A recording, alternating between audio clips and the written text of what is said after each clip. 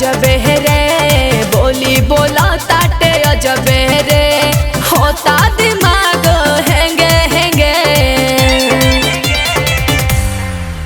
जब से भइल बाबा रल भौजी के लइका, बोलेला खाली तेंगे तेंगे तेंगे तेंगे तेंगे तेंगे तेंगे तेंगे। जब से भइल बाबा रल भौजी के लइका, बोलेला खाली तेंगे तेंगे तेंगे तेंगे तेंगे तेंगे तेंगे तेंगे।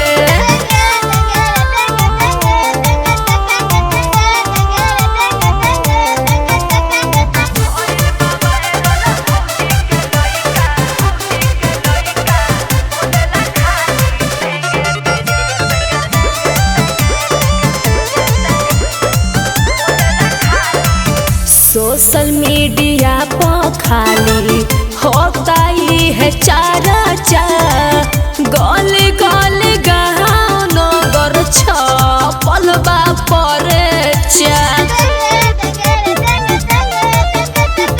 सोशल मीडिया पर खाली होता ही है चर्चा, गली गली गाँव नगर छपल बा परचा।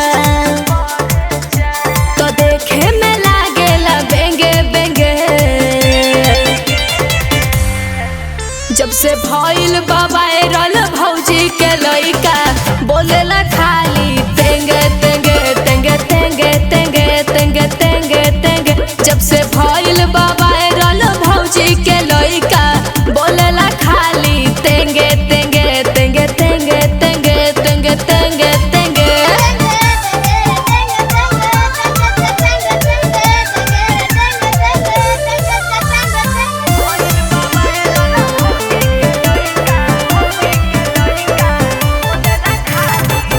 इंस्टा और यूट्यूब भइल बाबा बाल हो, खुशी कहेली कहे बिकी विशाल हो।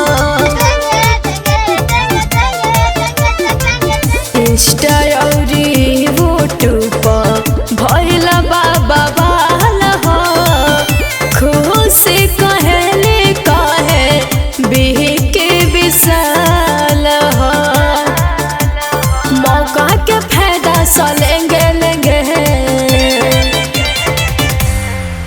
जब से भइल बाबा रल भौजी के लइका, बोलेला खाली तेंगे तेंगे तेंगे तेंगे तेंगे तेंगे तेंगे तेंगे। जब से भइल बाबा रल भौजी के लइका, बोलेला खाली तेंगे तेंगे तेंगे तेंगे तेंगे तेंगे तेंगे तेंगे।